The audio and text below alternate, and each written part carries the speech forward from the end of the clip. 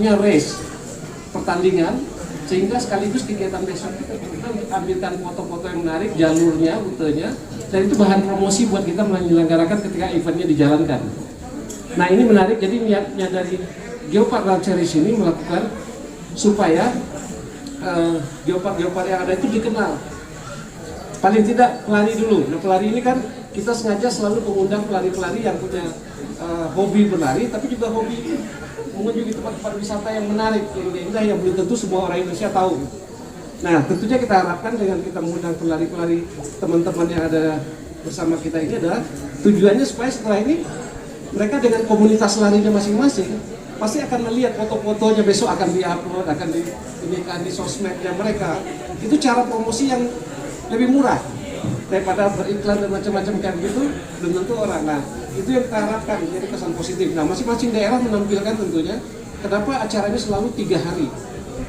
Ada Jumat field trip dulu, besok lari seharian, nanti hari Minggunya field trip lagi untuk mengunjungi geosite atau biosite yang ada di tempat-tempat geopark yang unik-unik tersebut. Nah ini tujuannya yang pertama, betul-betul kita kita bisa mudah-mudahan niatnya baik untuk seperti itu, tapi tentunya kita fokus sama pemerintah daerah yang memang fokus dengan pariwisata khususnya geopark yang ada di tempat mereka gitu. Nah kita tahu Ijen, kita pilih salah satunya adalah karena kita kenal selama ini geopark Ijen atau Gunung Ijen, Kawah Ijen dengan Blue Fire-nya dikenal. Kita bilang, oh Blue Fire, saya mau ke sana. Tapi kalau ke sana diadakan dengan berupa event kan akan lebih menarik gitu, untuk mereka gitu. Yang saya hormati para pelari yang hadir di Bondowoso, selamat datang. Ya harapan saya nanti kami akan melakukan event juga yang lebih besar, ya lebih besar. Harus datang. Dan hadiahnya mungkin juga akan kita besarin juga. Nah, ya sekarang Banyuwangi dan Bondowoso ini saling kerjasama, ya, bagaimana menjadikan kawasan Ijen ini menjadi kerja bareng kita yang bisa berdampak secara perekonomian bagi masyarakat. Ini tujuan kita, ya, tujuan kita. Dan ini sudah kita melakukan MOU pada saat bupatinya masih Pak Anas, ya Pak Anas. Jadi saya terima kasih. Ini merupakan satu rangkaian untuk mempromosikan, ya, Ijen Geopark, ya. Dan kami tadi sudah mempunyai rencana ini Pak Tri, nanti startnya bisa di Paltuding, Kawah Ijen, ya, karena Kawah Ijen tempat-tempat wisata yang sangat indah itu semua masuk wilayah Bondowoso, wilayah Bondowoso. Dan perlu saya sampaikan, Kawah Ijen ini menurut sejarahnya dulu pada saat pemerintahan Hindia Belanda, pusat pemerintahannya itu ada di Bondowoso. Ibu presidenannya itu di Bondowoso, meliputi wilayah Banyuwangi, Situbondo, dan Jember. Masuk Presidenan Besuki yang ibu kotanya di Kabupaten Bondowoso. Ini sejarah, dan sejarah ini tidak boleh dilupakan. Ingatlah jas merah katanya Bung Karno. Nah, gitu. Oke. Jadi Kawah Ijen ini memang ada di 3 wilayah, ya. Wilayah barat masuk wilayah Kabupaten Bondowoso, wilayah timur masuk kawasan Banyuwangi, wilayah utara masuk sebagian kawasan Situbondo. Akan tetapi dulu pada saat zaman pemerintahan Belanda mendirikan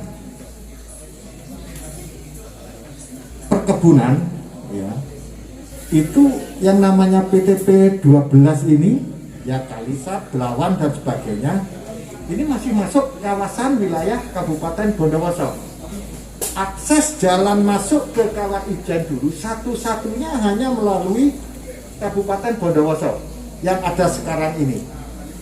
Kalau pemerintahan Hindia Belanda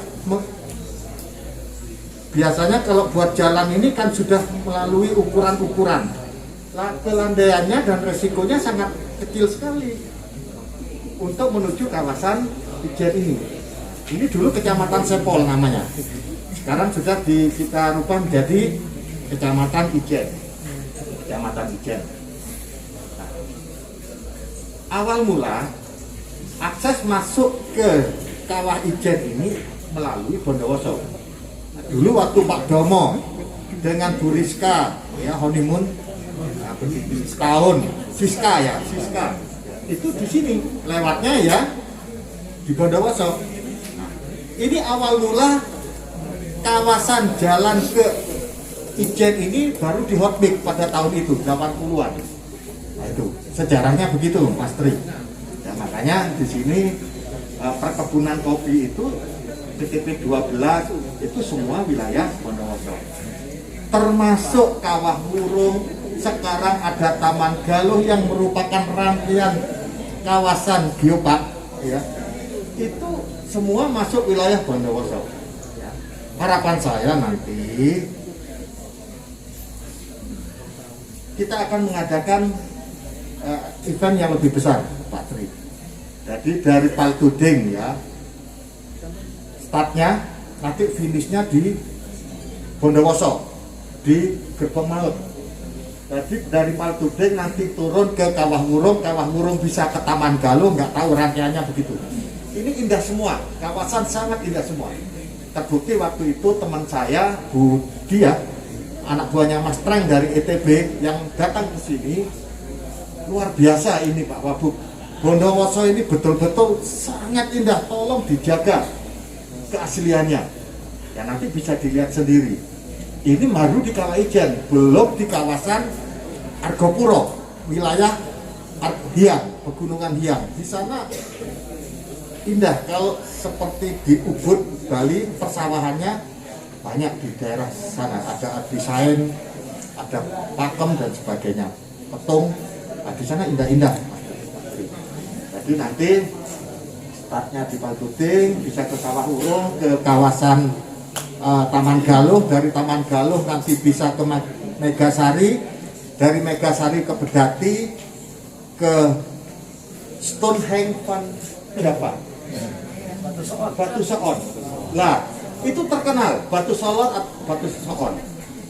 Di kawasan Ijen ini sudah kita branding sebagai European Java, karena memang pemandangan alamnya seperti di kawasan Eropa. Ini hasil dari teman-teman yang dari luar yang datang ke Bondowoso. Waduh, Bondowoso ini betul-betul surga, ya.